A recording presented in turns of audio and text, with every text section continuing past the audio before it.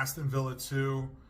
Rasmus Højlund scores his first Premier League goal, and the winner as United come back from 2-0 down to beat Aston Villa 3-2. Nothing like a comeback win to get you excited and optimistic about Manchester United, or delusional, whatever you want to say. United moved up from 8th place to 6th place, and Villa stay in 3rd, but the gap widens between them and the teams up top. Point number 1, United showed fight at home. Knowing how United have been playing lately, nobody would have been surprised if they had folded when they went down 2-0, but the team showed heart and they came back into the game. This is exactly what the fans needed to see. This is what, the crowd at the stadium needed to see at Old Trafford, because when they started to come back into the game, that crowd, it went alive. I heard people in the first half were complaining about lack of atmosphere, but in the second half, it was coming through the TV how loud the fans were singing.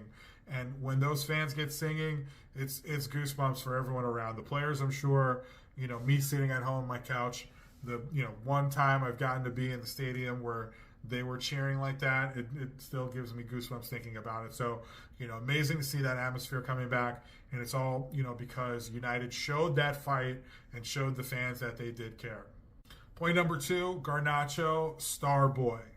Garnacho actually put the ball in the back of the net 3 times this game. One of those was offside. And if I'm being completely honest, if I can be critical of him in a moment like this, where, it's going to be constructive criticism, but it's okay. I wish he passed the ball more. I wish all of our forwards passed the ball more. It seems like Rashford's the only one right now, which is very surprising given how selfish he's been in the past. But it feels like he's the only one who's looking for other players in the final third. But, it's hard to argue with Garnacho playing the way he's playing when he's producing what he produced today. So, hats off to him. I wish that, the players were a little bit more selfless and passing to each other in the final third. But, he scored 2 huge goals, and you got to take your hat off to him for doing that. Point number 3, Højlund scored a volley off a corner. So it was 2 things that never happened. United scoring off of a corner and Højlund scoring at all in the Premier League. I'm joking there. I think Højlund has had, maybe a few chances in the Premier League, but he doesn't get anywhere near the service that you should be getting as a main striker for a team like Manchester United. So I think that now that he's gotten this first goal, I think the pressure is off of him a little bit, and I think they'll start to come in more and more. Obviously, the team needs to create more chances for him, but at the same time, I think just getting that monkey off your back and the pressure building and everyone being like, oh, Højlund can't get done in the Premier League, I think this is finally something to loosen that pressure a little bit. And what a goal. It wasn't a tap in. It wasn't some, deflection off the 3 people. He pulled the ball out of there. Yeah, it was a deflection off McGinn, but he caught that volley and put it, in a place where Martinez had no chance to get it. So great goal by him, and hopefully he can kick on from here. Point number 4, Bruno and Rashford look sharper in that second half than they've looked since the first 2 games of the season, right? Villa's high line, I think that was their downfall, but it gave us the space to create, and it gave Bruno and Rashford the space to showcase the strongest part of their game. Rashford with his pace and his runs behind, Bruno with his ability to play through balls and create big chances. Bruno had his hands on every goal today. It wasn't necessarily the assist, but he got like the hockey assist or the pass before the assist, or he put the ball into a space where it was dangerous and we took advantage of Villa's high line. Hopefully them getting this bit of nostalgia and getting the ability to do the things that they do well, hopefully that's something that they can build on and find a bit more confidence and consistency moving forward. I know Rashford went off with a knock. Garnacho went off with a knock as well. Hopefully they're both well and good going into the weekend. But it's great to see Rashford and Bruno put in a bit of a vintage performance. Point number 5, Ten Hag ball out-duels Emery ball. Right. So Emery ball, they obviously got 2 set pieces. They got 2 goals against us early. That's something that I think comes down to coaching. Yeah, like it's not all coaching. The players can make, their own decisions, and they can make plays on the field, but being bad at set pieces, part of that has to be about coaching and lack of concentration. It's part of the players' fault, but you got to be able to coach that out of them. But Emery's high line, that killed them. Playing their defenders so high created a ton of space, and all three of our strikers, all three of our forwards had pace today. So that was something where they were playing with fire the entire game.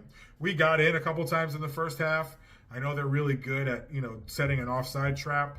They do it, they've done it 3 times as much as the average Premier League team, right? Like average offsides per game is like 25. They've done it 75, not per game. The average offsides per team is 25 times. They've done it 75 times already. But, you got to kind of know where you are. You got to know the situation.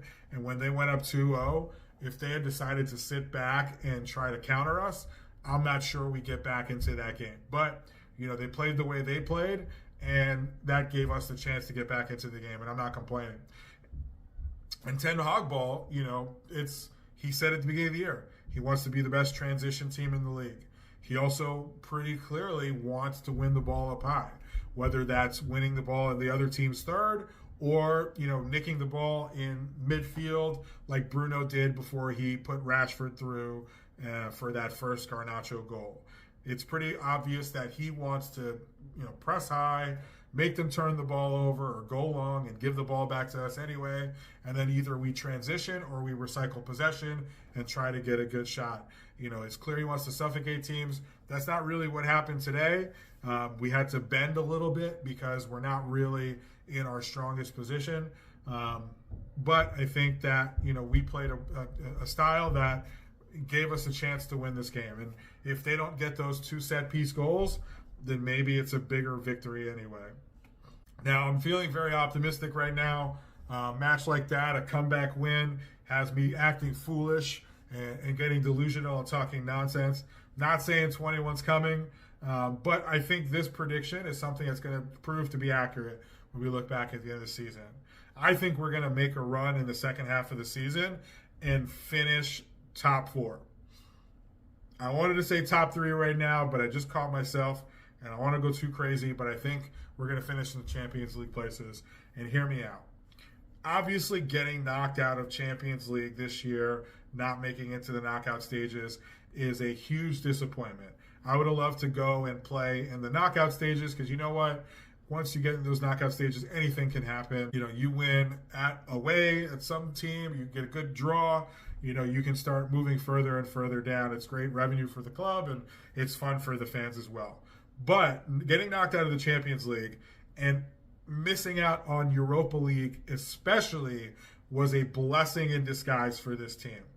After our super long and arduous season last year, and the way we've been playing this year and all the injuries we've accumulated, it was nuts thinking that we were going to play Thursday, Sunday every week for the rest of the season and put in FA Cup as well. I mean, listen, we might have gotten knocked out the first round of the Europa League. Who knows?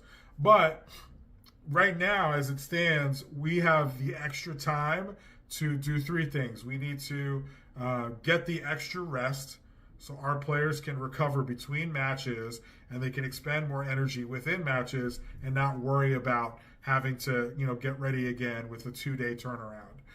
Also means that we can prepare for these matches specifically, and Ten Hag can come up with a game plan for the Premier League each week that we play a game. And he can get that extra training ground time, etc. And that will make us, I think, a tougher team to play, knowing we're preparing for those teams and, getting that match preparation for each game that we do play. And the third thing is our injuries. We get to get healthy again.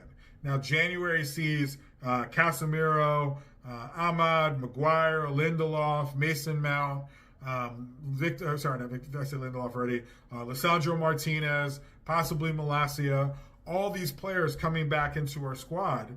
Now, not only are we going to have rest, so we don't have to rely on players and get them injured. But we'll have these injured players coming back in, and we can work them in, I guess, slower and not overdo it. And hopefully, with this full squad and all these, all his tools in his tool belt at his disposal, Ten Hag can create game plans around his best players. And having someone like Casemiro and Lisandro Martinez in the defense, I think that's going to change us from an attitude standpoint and a skill standpoint. We're going to be better playing out from the back with Martinez, and I think we're going to be more steely defensively with both of those players in there. And I think because of those reasons, we're going to go on a run in the second half of the season, and I'm calling it right now. I think we're going to win the FA Cup. I think we're going to go top 4 in the FA Cup. That's right, super delusional. Relentless positivity back on top, taking over my logic brain. But that's really what I believe right now. I think we have had a very tough set of circumstances up until this point, and I think we have, with everyone having injury issues, everyone having form issues, everyone feeling the results of last year, except maybe Liverpool and Arsenal are looking pretty good right now. I think that we have a great opportunity to get back into it, especially knowing we're only going to be playing once a week. But you know what? Let me know your thoughts. Do you think I'm out of my mind? I mean, I kind of like 20% think I do, but I'm pretty positive we're going to make that run. Or do you think this is another false dawn and, we're just getting excited for no reason? Don't forget to like and subscribe. Let me know your thoughts in the comments. Look, you got to subscribe. This is the only fan channel that features me, and you want to see more of me. So make sure you subscribe to the channel, and hopefully we'll get some more content up. Maybe a preview for the game this weekend. Definitely a match reaction after. Up the Red.